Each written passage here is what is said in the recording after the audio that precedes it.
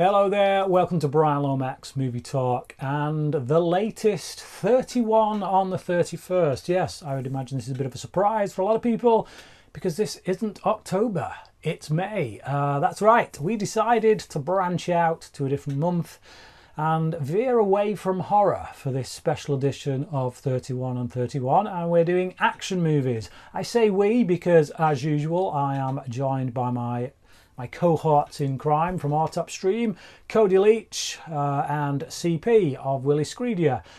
Joining us this time around, however, as well, will also be Sean Chandler, who is a bit of an action junkie and, yeah, is taking part in this particular episode of 31 on 31. So once you've checked out this video, do check out all of their videos because we are releasing them on the same day, the 31st, obviously. In total, we are going to be ranking 7 franchises in this edition of 31 and the 31st. If I can remember them all, let's go. So we've got Rambo, we've got Bad Boys, we've got Lethal Weapon, Die Hard, Jason Bourne, Mission Impossible, and John Wick. So yeah, that's all of the franchises we're going to be looking at in this 31 and the 31st.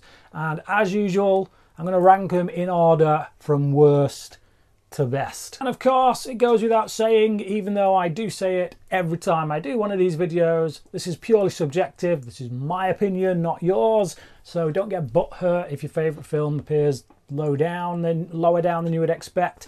Again, it's my opinion. Your world ain't going to change because I hold to my opinion, and vice versa. So without any further messing about, let's just get into it. Starting with my number 31 choice, the bottom of the barrel as far as I'm concerned. It was a tough spot, this one, to fill 2 films that were really hankering for it. But in the end, I went with Rambo First Blood Part 2. So despite having James Cameron's name on the credits as a screenwriter on this, it does not fare particularly well at all. It's just dull, quite frankly. It veers away from what the character and the first film were really all about. You know, the first film being a bit more hard-hitting, a bit more dramatic, a bit more isolated. This goes for full-on, over-the-top action hero stuff, which again, it's not really trying to say something like the first film was. It's a bit dull. That's the problem. Is there's so much action going on, and yet it's dull. Number 30 is A Good Day to Die Hard, the 5th film in the Die Hard franchise, which is, yeah, there are some incredible action set pieces in the film. But because you are so not emotionally invested in the characters at all, which is mind-boggling given that this is John McClane, the guy that we cared about so much in the original Die Hard film, yeah, it's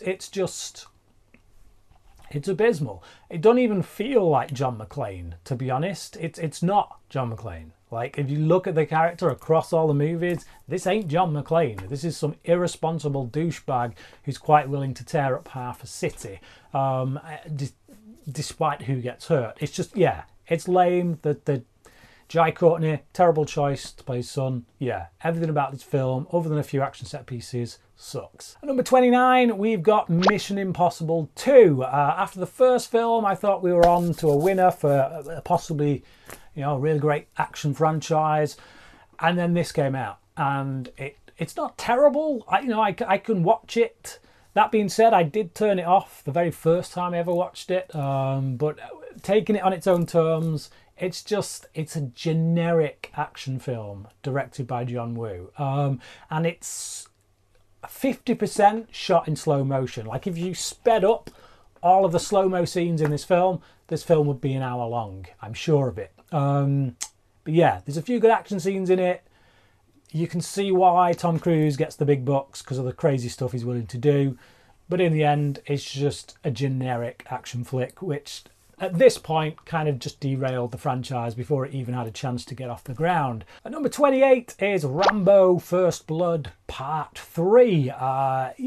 This is the first film on this list that I will say is a good film. It's not great. It's entertaining. It's It's kind of like the second film in that it's this overblown, bombastic action film. The only difference being that I do actually find a lot of the action set pieces in it quite entertaining. So yeah, that's really the only difference. Again, it doesn't quite have the political edge that the first film has. At number 27 is Bad Boys 2. Yeah, you want to talk about overblown? This is overblown. This is overblown in the extreme. This is Michael Bay being given far too much money and giving us far too long a film for what this should be. You know, I think the first film was like an hour 40, something like that. This is like 2:20, something like that. I know it's long and you do feel it. Certainly the last act of the film feels like, yeah, the film, it's one of them where it feels like it ends and then suddenly it gets going again. And it's like, hang on, what's going on here? So, yeah, just too much. And the script is terrible. The dialogue between the two leads is cringy at times. And just, yeah, it wants to be as you know, buddy cop style as Lethal Weapon, but it just doesn't have the class. Can I switch my brain off and enjoy it? Yeah, I can. At number 26 is the most recent addition to the Rambo series, Rambo Last Blood. With that title, we kind of got a promise of, I don't know, harkening back to the original film. But yeah, it's again, it's not really. It's just, it doesn't even really feel like a Rambo film in many respects, because we're not in the jungle. We're on a ranch in America somewhere. It's entertaining as a, you know, modern slice of brain dead action fare, but it doesn't really feel like a Rambo film, and it's just solid, but without much thought that needs to go into it. It's again, switch your brain off at the door, watch it, pass an hour and a half, and you're on your way. But can't really say I remember much about it once I've slept on it. At number 25 is Bad Boys for Life. That's it, Bad Boys 3, the most recent addition to that franchise. It's good. I think a little bit overrated. I know when it came out, a lot of my friends that I know within the YouTube community were kind of like, yeah, this is the Bad Boys film we waited for. I'm not sure anybody's waited for a Bad Boys film of any description, to be honest, but yeah, it's all right. They try more, I think. There's more of a concerted effort to put a bit more of character and story in there, so I appreciate that. I'm entertained, but it's still just a solid 3-star action film. You know, it's not, yeah, it's not reinventing the wheel when it comes to action cinema. At number 24 is Die Hard 2, Die Harder. Yeah, wash, rinse, repeat from the first film. You know, set it in a different location, but essentially do the same thing. Don't quite have the class of the first film. That's because it's got Rennie Harlin directing and not John McTiernan. But you know, Harlin does a decent enough job with the material. There's some pretty decent action set pieces. Yeah, it's overblown 80s nonsense. At number 24 is Rambo 4, which I believe is just called Rambo. Yeah, a very brutal, bloody, carnage-driven film. It doesn't have much to say. It's just, yeah, essentially, you know, Rambo makes the point that some places are just too dangerous to go into, and then his point is proven. Very much like Liam Neeson's character in Taken, except this goes full on for the brutal, bloody, brilliant action set pieces. Yeah, you've never seen Rambo so over the top with the violence as you do in this particular edition of the series. So yeah, if you like that kind of thing, this is the film for you. Number 22 is Lethal Weapon 4. This is a film that when it first came out, I probably liked a lot more than I do now. It was actually the first DVD I ever bought, along with LA Confidential. I got both of them on the same day when I bought my DVD player. But yeah, first DVD I ever bought. I think because of that I watched it a bit too much, and the more I watched it, the more a lot of the flaws kind of started to pop out at me. But I just, yeah, I loved that ending, the kick-ass ending where Jet Li just is going up against both Riggs and Murtaugh. It's the first time the two of them have needed to take on one opponent. So yeah, Jet Li's a bit of a badass in it. I think the film just gets too crowded. That's the main issue with it, is all the people from the previous movies, they always have to kind of bundle them in whilst adding a new addition. So it just builds and builds, and yeah, by the time we get to the fourth one, it's just a bit too crowded, a bit all over the place, not quite as focused as the other movies. At number 21, we've got Bad Boys, the first Bad Boys film. You know, all three of the Bad Boys films are pretty low down on this list. It doesn't mean I don't like them, it just means that the calibre to which they're being measured against these other franchises is quite high.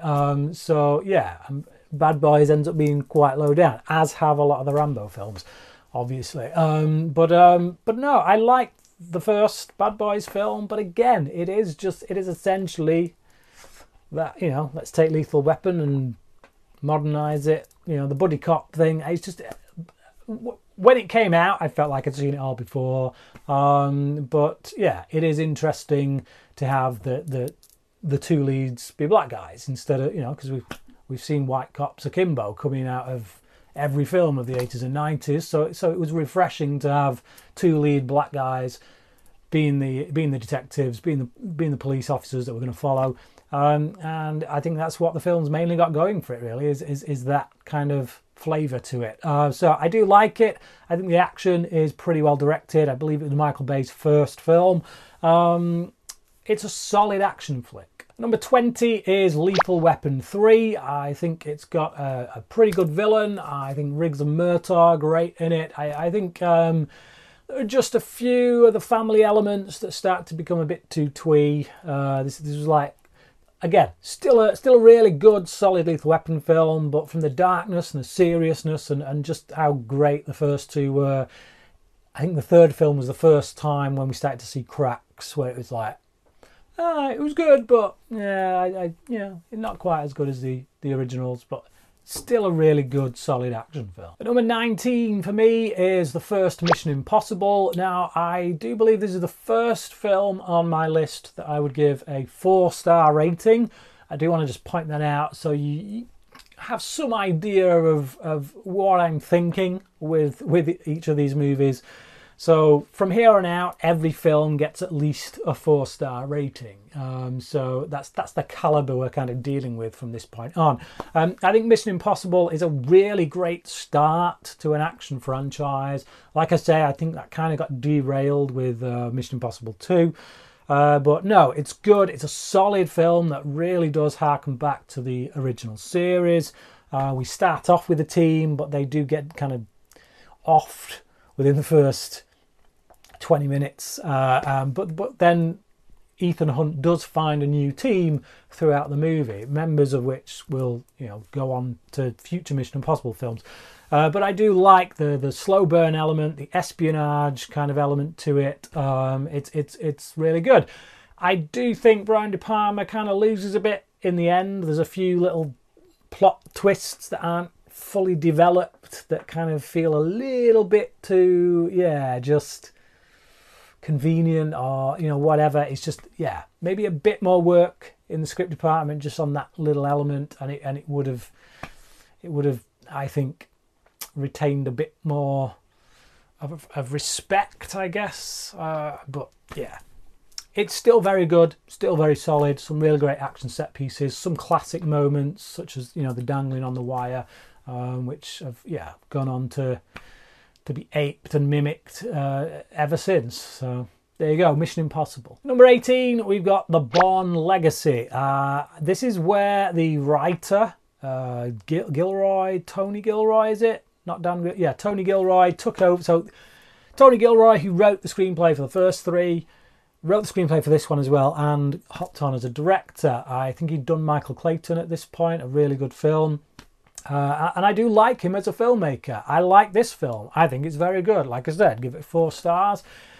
It probably is the lesser of the Bourne franchise, but I still think it's really solid. I think it's a really good action film. I like the new angle that Gilroy takes. where he goes with a different organisation and does this whole storyline with the drugs.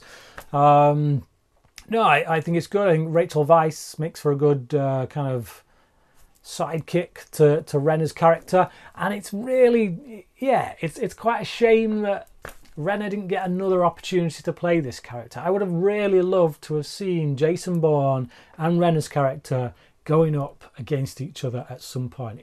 Either against each other or against a threat that requires both of them to come on board. But yeah, I sadly don't think that's ever going to happen, but this is still a really good action film. Number 17, we've got The Bourne Ultimatum. Now, I think this is probably sacrilege to a lot of people out there. A lot of people are like, what are you doing? That's easily the best Bourne film. That seems to be what most people say from what I hear, that they tend to gravitate towards Bourne Ultimatum. For me, it never quite hit me with the kind of impact that it seemed to hit everyone else. Like, I feel a lot of the revelations about Bourne's origins towards the end of the film aren't that revelatory. You know, I feel like, oh, is that it? That's all we're getting? I feel like we've only been given a tiny little more piece of the puzzle.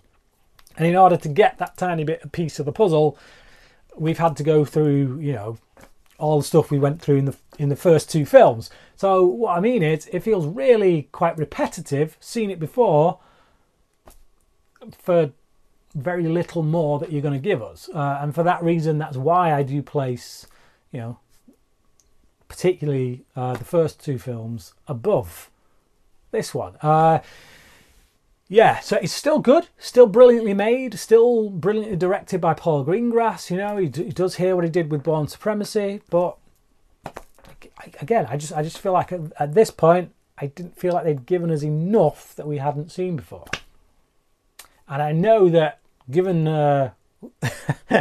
given my next choice being higher than this, I'm sure a lot of people will give me some flack for it.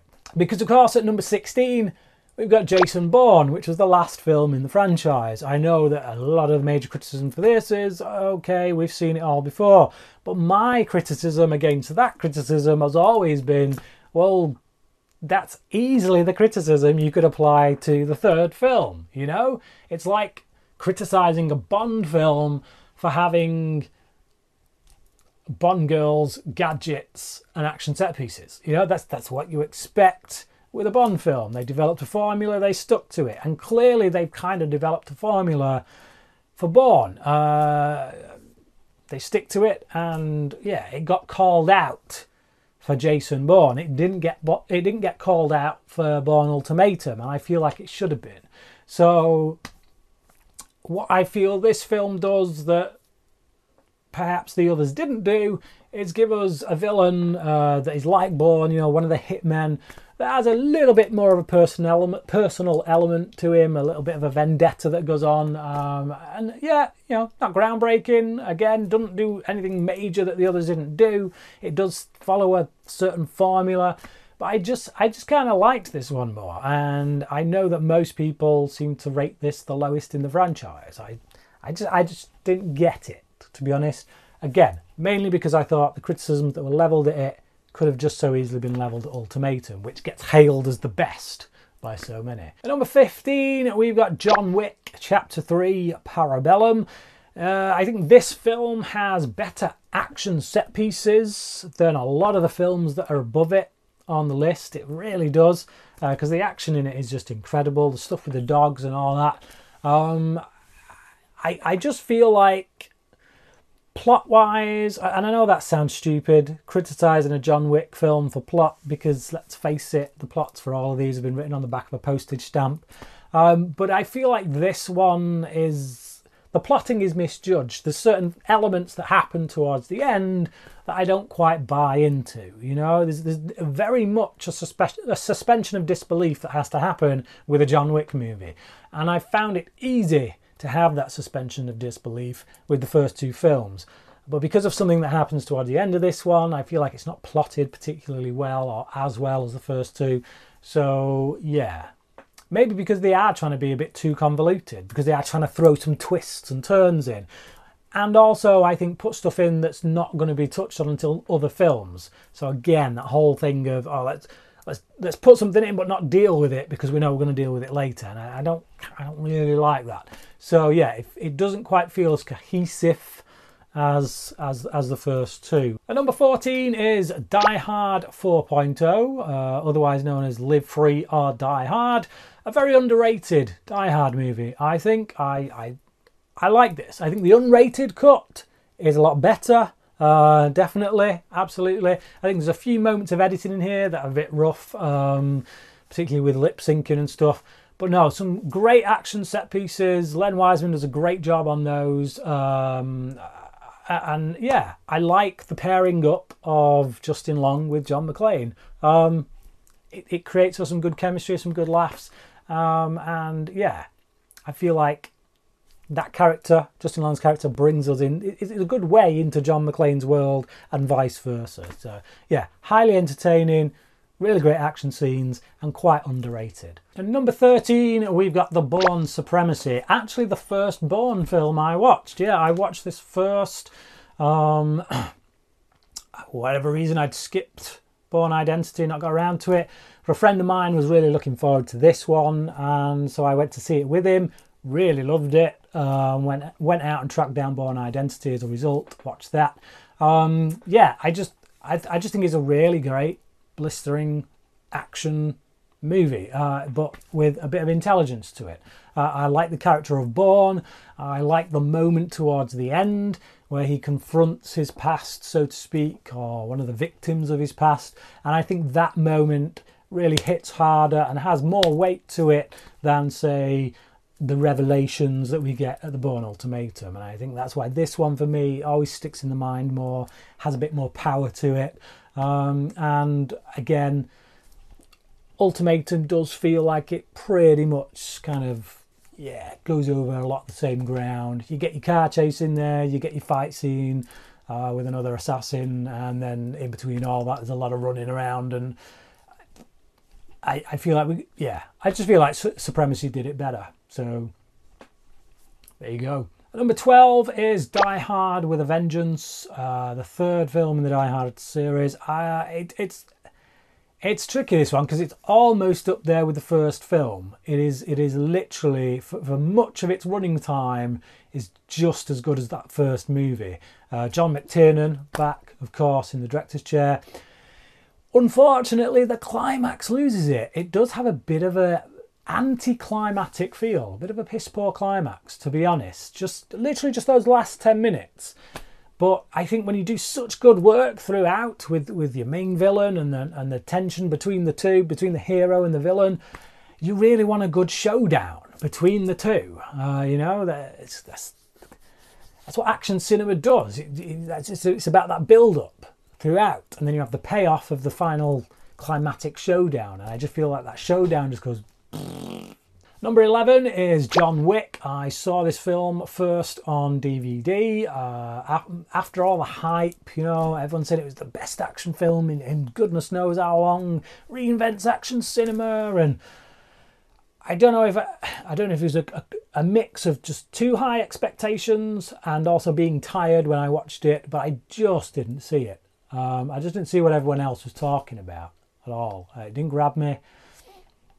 And that was that, until I watched the second film, which obviously hasn't been mentioned on this list yet, and really loved it. It kind of made me go back and watch this first one again, and it was like I was watching a different film.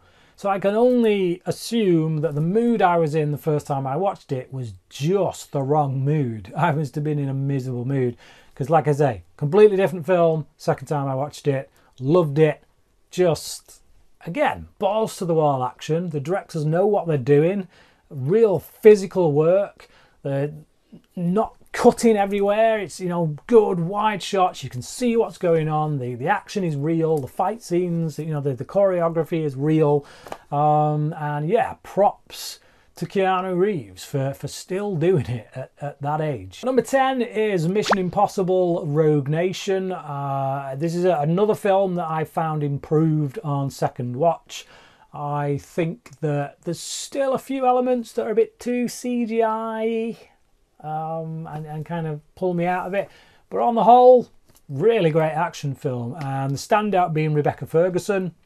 Great find. I don't recall seeing her in anything else before it. But it was certainly the thing that put her on the map. Her character kind of steals the show throughout the film, which is quite impressive given some of the action set pieces that Tom Cruise is pulling off in it. So yeah, very, very satisfying. Number 9 is Rambo First Blood. Yeah, really great performance from Sylvester Stallone. You know, I think anyone who says he can't act, just watch this and watch Rocky. I do think he's hindered at times throughout his career because of the way he speaks, but as a performer, he can act. You know, when you think of the big action stars from the 80s, particularly Schwarzenegger and Sylvester Stallone, Stallone definitely, you know, if he's put in the right material, he can deliver, and I think he delivers here, particularly towards the end of the film, in the closing moments, when you realise that this is just a guy who's hurting. This is just a guy who's been pushed one too many times and he's snapped, and he's a guy who should be being looked after, you know, has gone to fight for his country and comes back to a country that doesn't care, you know, isn't thankful. So yeah, it's a really great politically minded film about war, or the consequences of war. And Brian Dennehy is fantastic as well. Rest in peace, Brian Dennehy. Yeah, one of my favourite actors when I was growing up. I saw him quite a few things, and he always made an impact. So rest in peace. Number 8 is the Bourne film that started it all, The Bourne Identity. Yes, it was the first, and I personally think still the best.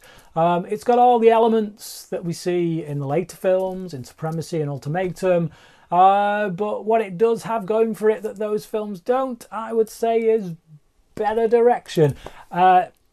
Nothing against Paul Greengrass. I love his style. I think he's great. But I do accept that it is an acquired taste. And I do think that Doug Liman, who directs this one, at least makes it so that we can see exactly what is going on. You know, there's the car chase and the main fight sequence that Bourne has when he uses the pencil.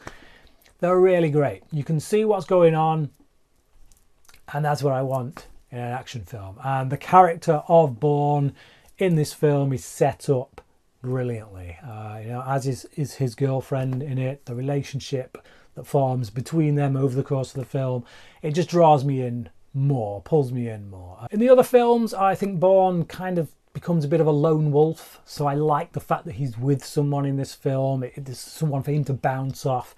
Yeah, I think it's good, really great action film, and a brilliant start to what is overall a really good franchise. Number 7 is John Wick Chapter 2. This is the film that got me into the series. The first kind of 40 minutes or so is quite slow, but I like that it kind of expands this world and really takes us into the heart of the lion's den, so to speak, and just, yeah, it builds the mythology quite nicely. So when the action kicks off, boom, we're into it, and it's got some of the best action set pieces ever. It's just yeah, the last hour is just non-stop, brilliant stuff, and yeah, still my favourite film in the series. Number 6 is Mission Impossible Ghost Protocol. This is the 4th film in the franchise, and yeah, just kick-ass throughout. Really solid stuff. Again, Tom Cruise on form, really pulling off his own stunts. But the absolute standout set piece, and possibly the standout set piece throughout the whole franchise, is that tower sequence when Ethan Hunt is hanging on with those gloves. I've seen it a dozen times, and every time my palms sweat. I don't know how Cruise could have done that stuff, because I know a lot of it was actually him doing it, but it's just every time I see it, I'm on the edge of my seat. My palms get sweaty, and I just want him to get back into the building. But yeah, incredible stuff, brilliantly directed by Brad Bird. And number 5 is Mission Impossible 3. I think this film of the franchise has the best villain, helped immeasurably by the fact that it is played by my favourite actor, Philip Seymour Hoffman. But I think J.J. Abrams, again, bearing in mind he was making the one that came after Mission Impossible 2, he pulled this franchise back from the brink, it must be said. Because if this film had been a failure, that's it. The franchise would have been over. Because 2 stinkers in a row, no. But no, he came out all guns blazing, really delivered, got that team aesthetic back together, and yeah, just delivered numerous kick-ass action set pieces. The one on the bridge being a particular standout. But yeah, love this film, really do. At number 4, we got Lethal Weapon 2. Now, for anyone who did check out my Lethal Weapon reviews along with my ranking, you may notice that this has gone down a little bit. Because in my ranking, I put Lethal Weapon 2 at number 1 with Lethal Weapon at number 2. I've switched them around for this because, yeah, I've seen them again since, and I gotta say, after a lot of the criticisms that I heard on my video, and then going back and watching them, I kind of couldn't escape some of them in my head. They're still very minor, so I'm not really going to go into them. But yeah, I do think the first film is a bit more solid. I kind of like the personal element, that it goes back to the man who killed Riggs' wife. So I like all that stuff. I do like the introduction of Getz as well, Leo Getz. He's amusing in this one, and he doesn't overstay his welcome like he might kind of does in a couple of the others. So yeah, really solid stuff. I think the weakest point is probably Patsy Kensit. Not a great actress by any stretch, but no, it's still a really great action film. And Lethal Weapon, of course, being at number 3, just because, yeah, it's a classic of 80s cinema, not just 80s action cinema. It is, you know, along with Die Hard, you know, Lethal Weapon and Die Hard pretty much gave us the blueprints for what would come afterwards with action films centered around cop characters. Not to say they were the first, because they weren't. You know, you go back and you look at films like In the Heat of the Night, 48 Hours, films like that. But yeah, I think Die Hard, Lethal Weapon really kind of did something in the 80s that we've kind of seen the results of ever since. Which brings me to my number 2 choice, which is, of course, Die Hard. Sure, a lot of people are like scratching their heads right now. It's probably the clear number 1 for a lot of people. Definitely, I understand anyone putting this at number 1. It is a perfect film. The way it's written, the way it's plotted, the way it's set up, the way it kind of deals with the character of John McClane and the supporting characters around him, the immense villain played by Alan Rickman. Just, yeah, it's great. It's an absolute 5-star, brilliant action film. I will say that some of the action now doesn't feel quite as adrenaline-inducing as it did back in the day, but you know, it still looks great for the day that it was shot. You know, it's still on a par with a lot of action films today. But not my number 1. My number 1 choice is Mission Impossible Fallout. Yeah. Who knew? Now, Mission Impossible, it is one of my favourite franchises, must be said. Except for that second film, you know, it's across the board, it's pretty solid. But this is the first 5-star film in the series, I would say, and I just thought it was a perfect action film. When I watched it in the cinema, I was on the edge of my seat. You know, it's relentless. It never seems to let up. There's so many incredible action set pieces in it. We get a really great villain in Henry Cavill's character that Ethan Hunt can go toe-to-toe with. Yeah, it's got a great story that brings a lot of the other characters back, ties up loose ends from previous films. So we get again, I guess, just closure on certain elements that have been left hanging for a while. So yeah, I loved it. I had a great experience. Bought it on Blu-ray, watched it again, loved it just as much. I just think it's a perfect action film, and you don't get many perfect action films these days. A lot of people, you know, when you think perfect action movies, you still harken back to the likes of Lethal Weapon and Die Hard and that. And you know, a few later ones like Speed and stuff. So yeah, this is just perfect, you know, absolutely perfect. Can't wait to see what Christopher McQuarrie does next with this franchise. So that's me, but what about you? Yeah, let me know what your 31 ranking would be for these 31 movies, and do remember to be civil. Also, do remember to go and check out the other guys' videos. I'm sure we will have a difference of opinion. We usually do at some point, but no, I would be happy to hear what you think of my choices, and I would love to know what yours are as well. Do leave your comments down below. Thank you for watching this video, and until next time, cracking.